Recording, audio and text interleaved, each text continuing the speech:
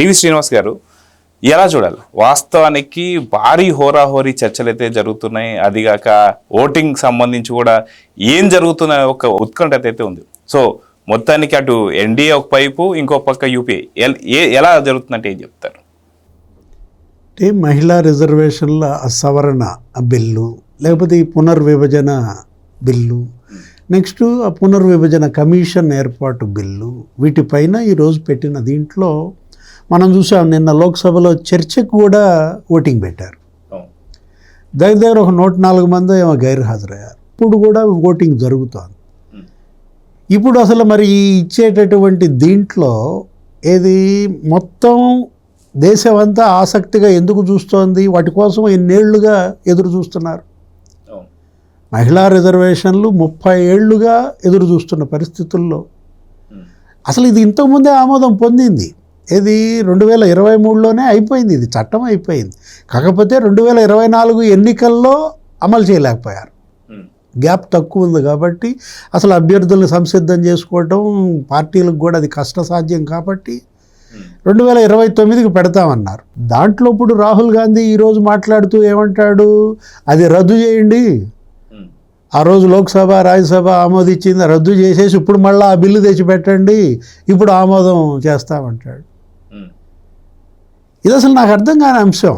ఏది ఒకడేమంటాడు, దక్షిణాదికి ఘోర అన్యాయం జరిగిపోతుందంటూ ఉత్తరాది దక్షిణాది ఈ ద్వేష భావాలు రెచ్చగొట్టే ప్రయత్నం. ఆ స్టాలిన్ మనం చూసాం. 1960 నాటి డిఎంకే చూస్తారంటాడు. ఆయన కూడా నిన్న ఏంటి అసలు అది కాలబెట్టాడు. ఆ బిల్లు ప్రతులు తగలబెట్టడం, అసలు నిన్న నల్ల జెండాలు ఎగరేయమని ఇవాళ బ్లాక్ షర్ట్స్తో కూర్చోబెట్టాడు. దిష్టి పోద్ది, నల్ల చొక్కాలు కూడా ఉండాలనో ఏదో అన్నట్టున్నాడు ప్రధాని మోడీ. ఈ బిల్లులకు దిష్టి పోతుంది అన్నట్టుగా. అంటే ఇప్పుడు రాహుల్ గాంధీ ఈరోజు లోక్సభలో అనర్గళంగా ప్రసంగిస్తూ ఏమంటాడు, ఆయన ఏదో మెజీషియన్ అన్నట్టున్నాడు.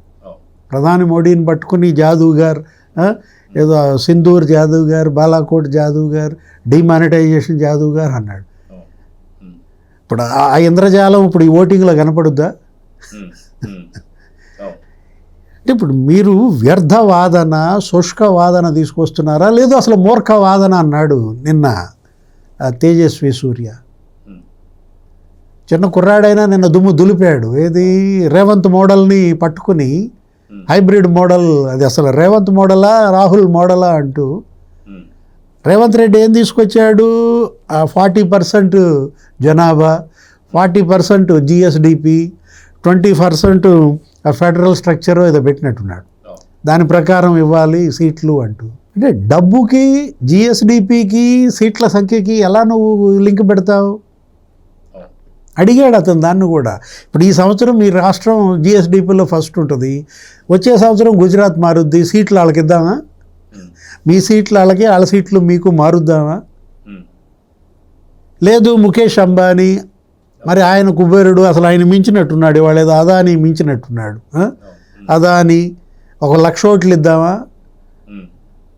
అంటే అట్లా రాహుల్ మోడల్ లేకపోతే రేవంత్ మోడల్ ఒక మూర్ఖపు మోడల్గా వాళ్ళు చిత్రించినటువంటి పరిస్థితి. ఇక్కడ దక్షిణాదికి అన్యాయం అంటున్నారు. ఒక ప్రొఫెసర్ ఎవరో మాట్లాడుతూ, చంద్రబాబు అసలు నువ్వు ఎందుకు నోరు తెరవట్లేదు అంటాడు. దక్షిణాదికి ఇంత అన్యాయం జరుగుతుంటే చంద్రబాబు నువ్వు ఎందుకు నోరు తెరవంటాడు. ఆ యాంకర్ ఏదో అడిగింది. తర్వాత దీనిపైన మరి వైఎస్ఆర్సీపీ బీఆర్ఎస్ స్టాండ్ ఏంటి అంటే, అసలు ఇది పొలిటికల్ డిబేట్ ఇష్యూ కాదంటాడు. ఇది పాలసీకి సంబంధించినటువంటి అంశం అయితే నువ్వెందుకు పాలిటిక్స్ గురించి మాట్లాడతావు అంటాడు.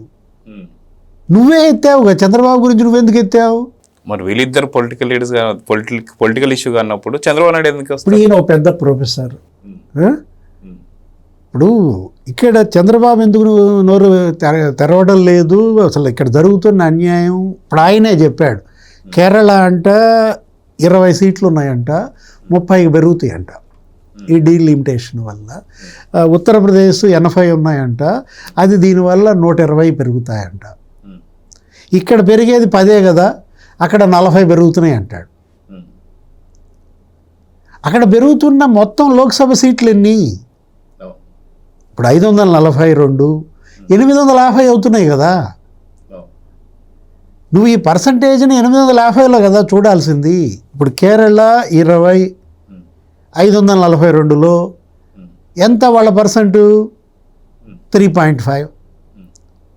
అంటే వాళ్ళ వాయిస్ 3.5 వినిపిస్తున్నారు ప్రజెంట్ లోక్సభ 542లో 3.5%. రేపు ఏర్పడబోయే లోక్సభ 850, అప్పుడు వీళ్ళకి 30. 850లో 30% ఎంత? 3.5. లేదు, నువ్వు చెప్పిన ఉత్తరప్రదేశ్ 80 సీట్లు, 540లో వాళ్ళకి ఎంత వస్తుంది పర్సెంట్? 14%. రేపు పెరిగే సీట్లు 120 ఇంకొంచెం పెరుగుతాయా? ఆ 120 సీట్లు మరి 850లో గట్టు లెక్క, అప్పుడు 14%. అంటే వాళ్ళ వాయిస్ 14%. అప్పుడు జరగబోయేది నష్టం అయితే ఇప్పుడు జరుగుతోంది కూడా నష్టమే. అంటే నష్టంలో నష్టాన్ని ఎతుకుతూ మీరు ఈ నష్ట నివారణ చర్యలా? దీన్ని ఏమనాలి? లేని సమస్యని సృష్టించి ప్రజల దృష్టి మళ్లించి రాజకీయ లాభాలు పొందటమా?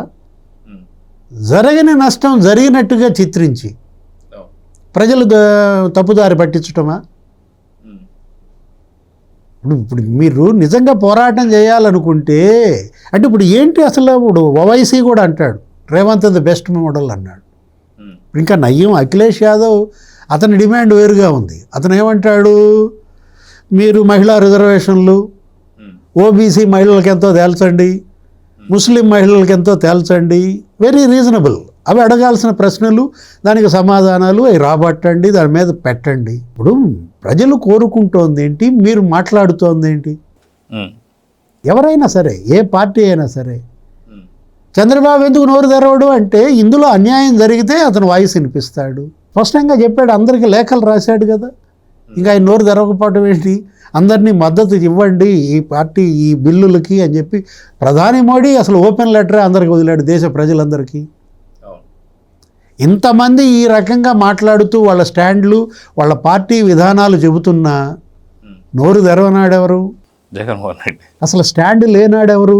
జగన్మోహన్ రెడ్డిని ప్రశ్నించరు. ఇప్పుడు ఆ యాంకర్ అడిగింది ప్రొఫెసర్ని, బీఆర్ఎస్ వైఎస్ఆర్సీపీ అని అంటే దీంట్లో అసలు పొలిటికల్ ఇష్యూ లేదు.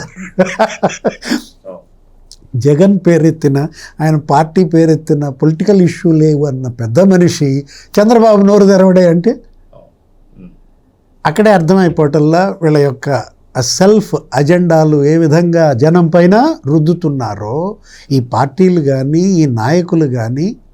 ప్రజలు ఇవాళ వాళ్ళు వీళ్ళకన్నా తెలివిగలాడు.